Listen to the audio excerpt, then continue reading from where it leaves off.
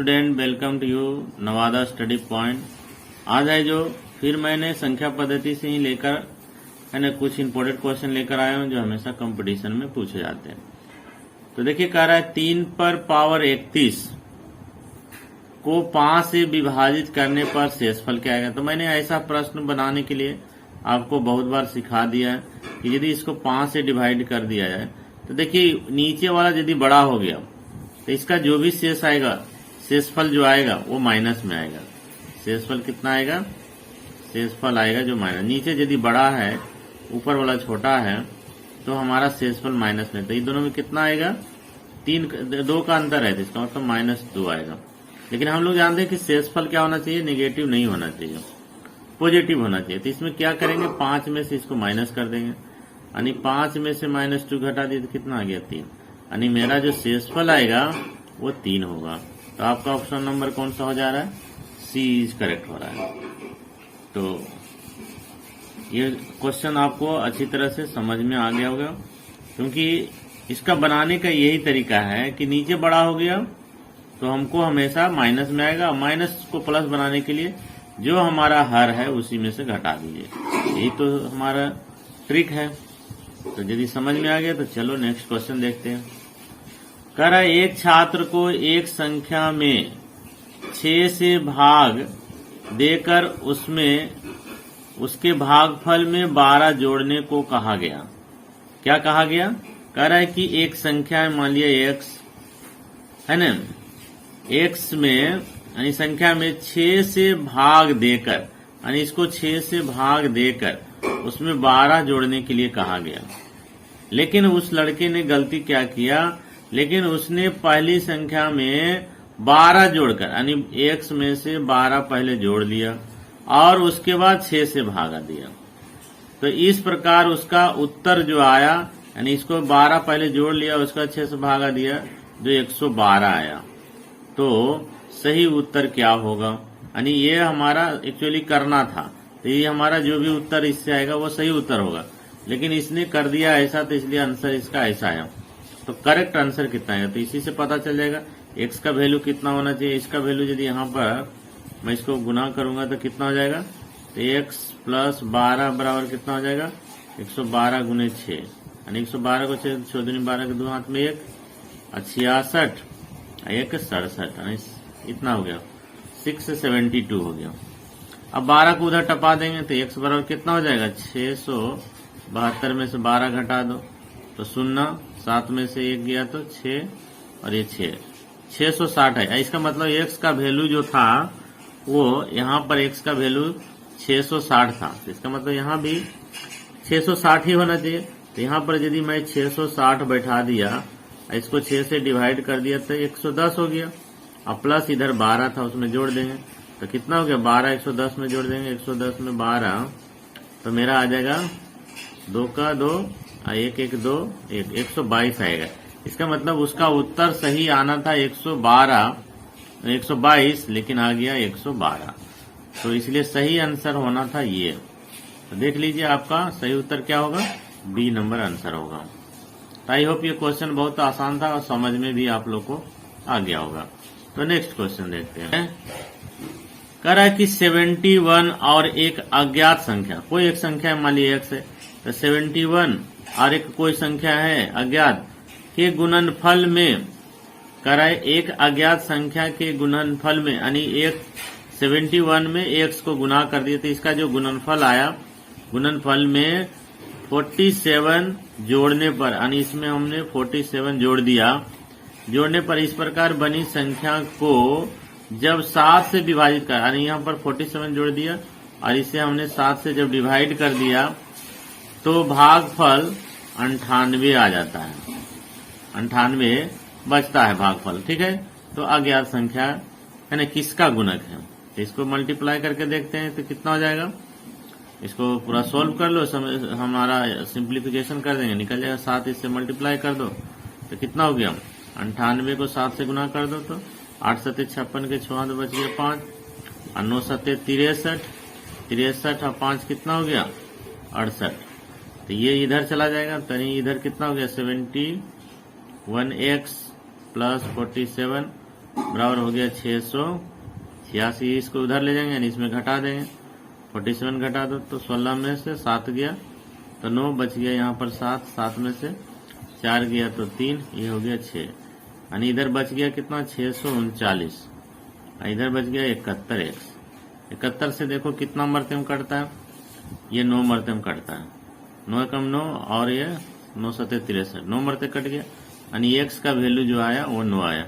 इसका मतलब मेरा अज्ञात संख्या जो है 9 है। तो कह रहा है अज्ञात संख्या किसका गुणक है, यानी 9 जो है किसका गुणक है। गुणक माने ये 9 है जो किससे डिवाइड होगा, 7 से डिवाइड होगा नहीं होगा, 2 से डिवाइड होगा नहीं होगा, 5 से डिवाइड होगा नहीं होगा, 3 से डिवाइड हो जाएगा। इसका मतलब ये जो संख्या अज्ञात संख्या आया वो 3 से है ना, 3 से डिवाइड हो जाएगा, मतलब 3 का ये गुणक है। इसके लिए हमारा आंसर सी हो जाएगा। तो आई होप है जो ये क्वेश्चन आपको बहुत अच्छी तरह से समझ में आ गया होगा। देखिए यदि वो समझ में आ गया तो नेक्स्ट क्वेश्चन देखते हैं। देखिए यह कह रहा है 2 अंकों की एक संख्या, 2 अंकों का मतलब कहने का मतलब जो हो गया कि 10 से लेकर के 99 तक, ये सभी 2 अंकों वाली संख्या हो गया। 10 से लेकर 99 तक कितना हो गया, 2 अंकों वाली संख्या में। तो वही बोल रहा है कि 2 अंकों वाली संख्या का योग 10 है, यानी 2 संख्या है, जैसे मान लिया हम 3 और 9 लिख देते, 39 हो गया। ये दोनों को जोड़ दिए तो कितना हो गया, 12 हो गया, यानी 3 और प्लस 2 को जोड़ेंगे तो 12 हो जाएगा। तो उसी तरह से कोई ऐसा संख्या है जो 10 हो जा रहा है, कहने का मतलब जैसे 55 है, 55 और 5 जोड़ देंगे तो 10 हो जाएगा कि नहीं। चाहे 6 है और 4 है, इसको जोड़ देंगे तो 10 हो जाएगा कि नहीं। 7 है 3 है, जोड़ देंगे 10 हो जाएगा कि नहीं। तो इसी तरह के कौन सा संख्या है पता नहीं, तो हमको अभी तक पता नहीं है, लेकिन इसको कह रहा है कि 2 अंकों, कुछ हमारा स्टेटमेंट दिया उसके अनुसार लिखेंगे। एक संख्या के अंकों का क्या है, एक संख्या के अंकों का योग 10 है, ठीक है, कोई बात नहीं। इनके अंकों के स्थान बदल देने पर, यानी स्थान बदल देने मतलब 73 है, इसका स्थान बदलेंगे तो क्या हो जाएगा, 3 आगे हो जाएगा, 7 पीछे, नहीं 37 हो जाएगा। इसको बदल देंगे तो कितना हो जाएगा, 46 हो जाएगा। इसको बदल देंगे तो क्या, कोई चेंज नहीं होगा। उसी तरह से किसी भी संख्या को बदलना है तो माने जो दहाई है वो इकाई हो जाएगा, जो इकाई है वो दहाई हो जाता है, तो उसको हम लोग कहते हैं स्थान बदलना, ठीक है।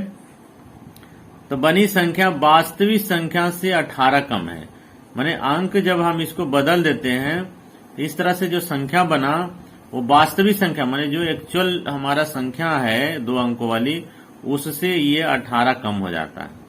इसका मतलब पहले जो हमारा संख्या था वो बड़ा होगा। तो देखिए हमारा ऑप्शन से भी हम इसको बना सकते हैं, जैसे देखिए 6 और 4 जोड़ते हैं तो 10 आ जाता है, ये हो सकता है। 6 और 0 जोड़ते हैं तो 10 नहीं होता है, क्योंकि 2 अंकों का योग 10 होना चाहिए। तो 6 और 0 जोड़ेंगे तो 10 आएगा, नहीं आएगा, तो ये तो खैर आंसर होगा ही नहीं। इसको भी जोड़ते हैं तो 6 और 4 10 हो जाता है, यानी इसके अनुसार तो ये हो सकता है। 8 और 1 जोड़ देते हैं 9 होता है, यानी ये भी हमारा नहीं होता, क्योंकि 2 अंकों को जोड़ने से 10 होना चाहिए, तो ये दोनों तो नहीं होगा। अब यही दोनों में तय करना है कि कौन सा इसका सही आंसर है। अच्छा, दूसरा देखिए इसमें कह रहा है कि अंकों के स्थान बदलने पर बनी संख्या, मान लीजिए इसका स्थान बदल देते हैं तो कितना हो जाता है, ये बदलने से 46 हो जाता है, और यदि इसका बदल देते हैं तो कितना हो जाता है, 64 हो जाएगा, ठीक है। इसका स्थान इधर आ गया, इसका इधर स्थान बदल गया, क्लियर। तो बदलने पर बनी संख्या वास्तविक संख्या से 18 कम हो जाता है। तो इसमें देखिए कम हो रहा है, लेकिन इसमें क्या हो रहा है, ये तो ज्यादा हो रहा है, इसका मतलब ये भी नहीं होगा। इसमें कह रहा है 18 कम हो जा रहा है, मतलब हमारा आंसर यही होगा, क्योंकि ये कम जा रहा है। तो देख लो घटा करके कम हो रहा है कि नहीं, तो 14 में 8 छो गया तो कितना 8 बच जाएगा, यहाँ बच गया कितना 5 में से 4 गया तो 1, 18 आ जा रहा है। लेकिन इसमें क्या आएगा, -18 आएगा, क्योंकि ये बड़ा हो जा रहा है तो माइनस में आएगा इसका।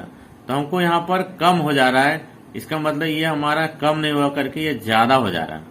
ये 46 से 64 हो गया तो 64 ज्यादा हो गया ना, लेकिन इसमें बोला है कम हो जा रहा है, इसलिए ये आंसर नहीं होगा, यही हमारा आंसर होगा। ये ऑप्शन से हम कर सकते हैं, ठीक है। तो यदि यह समझ में आ गया तो नेक्स्ट क्वेश्चन देखते हैं। देखिए कह रहा है कि किसी धनात्मक पूर्णांक का, मान लीजिए धनात्मक पूर्णांक x है, का 5 गुना, यानी इसको 5 गुना कर दिए, ठीक है। इस संख्या के वर्ग, यानी उसी संख्या के वर्ग के 2 गुने वर्ग करके उसका 2 गुना से 3 कम है, ठीक है ना। यानी इसमें कह रहा है 3 कम है, मानी ये हमारा यहाँ पर कॉमा लगा दिए, तो यहाँ पर बराबर लगा दो। और कह रहा है कि इसी संख्या के, यानी इसी संख्या माने x का ही स्क्वायर कर दिए और उसको 2 का गुना कर दिए, यानी 2 गुना कर दिए से 3 कम हो जाता है, यानी इसमें 3 माइनस कर दो तो दोनों बराबर हो जाएगा। बात क्लियर। यानी कह रहा है कि किसी संख्या का 5 गुना जो है इसी संख्या के वर्ग, वर्ग माने इसका स्क्वायर के 2 गुने, यानी 2 गुना कर दिए से 3 कम है, यानी ये 3 कम है, इसका मतलब माइनस यहाँ लगा देंगे, दोनों बराबर हो जाएगा। अब हमारा ऑप्शन से भी हम इस, है ना, इसको सॉल्व कर सकते हैं। ये दोनों बराबर कब होगा, जब हमारा x का वैल्यू यहाँ बैठाएंगे, दोनों का लेफ्ट और राइट बराबर हो जा रहा है, वही हमारा इसका आंसर होगा। तो ये सभी ऑप्शन को बैठा करके देखते हैं। जैसे मान लिया यहाँ 5 को ही बैठाइए, तो 5 को यदि बैठाएंगे, इसको हम सोल्व कर रहे हैं 5 को, यहाँ 5 बैठाए तो 5 है, यहाँ 5 5 बचे कितना हो गया 25 हो गया। यहाँ पर 2 इसका 5 का स्क्वायर करेंगे, यानी 5 बचे 25 हो जाएगा, और -3, यानी 50 में से 3 घटाएंगे 25 के बराबर होगा। तो ये तो हो ही नहीं सकता, नहीं होगा। 4 बैठा के देखिए, यहाँ पर यदि 4 बैठा दिया, 4 को 5 से गुना किया, 4 बचे 20, कोई बात नहीं। यहाँ 4 का स्क्वायर करेंगे, 4 चौका 16, 16 को 2 से गुना करेंगे, 16 दूनी 32, अब 32 में 3 घटा देंगे, 20 आएगा, नहीं आएगा। तो ये भी हमारा आंसर नहीं हो सकता है। 13 भी नहीं हो सकता। 3 करके देखेंगे, 3 यहाँ बैठा दिए तो कितना हो गया, 3 को किया तो 5 दिया 15, यहाँ पर किया तो कितना होगा 3 का स्क्वायर, यानी 3 दिया 9, और 9 के 2 से गुना किया तो 9 दूनी 18, और 18 में 3 घटा दो, 18 में 3 घटा दो, कितना हो गया, ये हो जाएगा हमारा 5 और 1 15, ये हो जा रहा है, ठीक है ना। तो इसका मतलब हमारा आंसर यही होगा।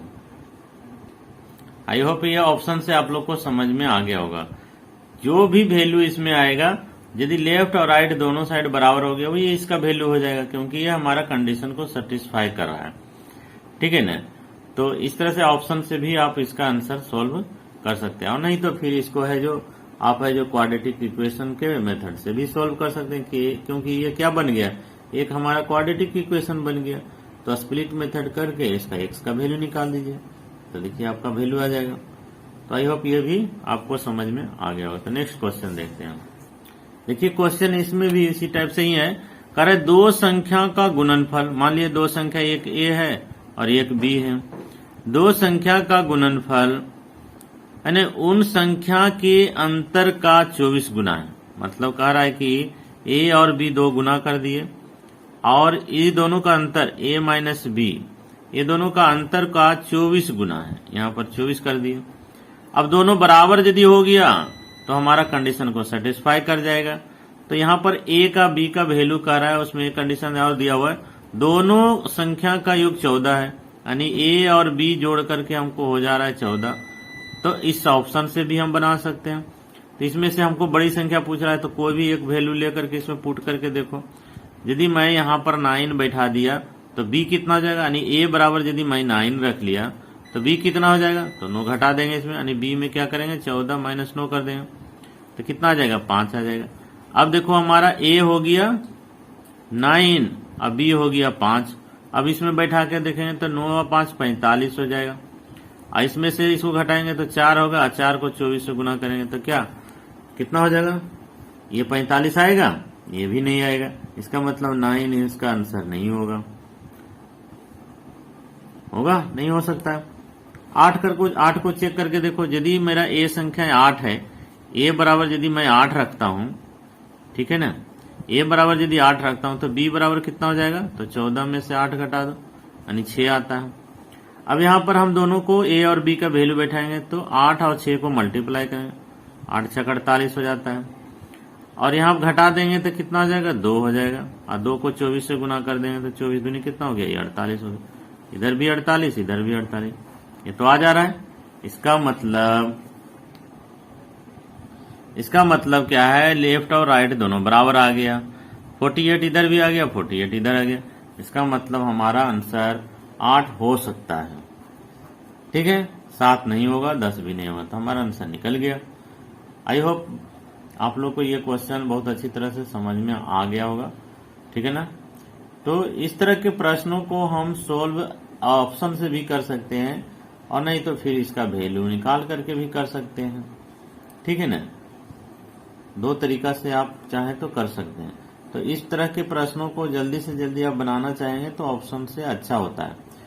इसको यदि सोल्व करने में लगा दीजिए तो बहुत टाइम आपको लग जाएगा, ठीक है। तो मेरा वीडियो अच्छा लगे तो लाइक कर दीजिए, सब्सक्राइब कर दीजिए और ज्यादा से ज्यादा शेयर कीजिए, है ना। मिलते हैं नेक्स्ट वीडियो के साथ। धन्यवाद।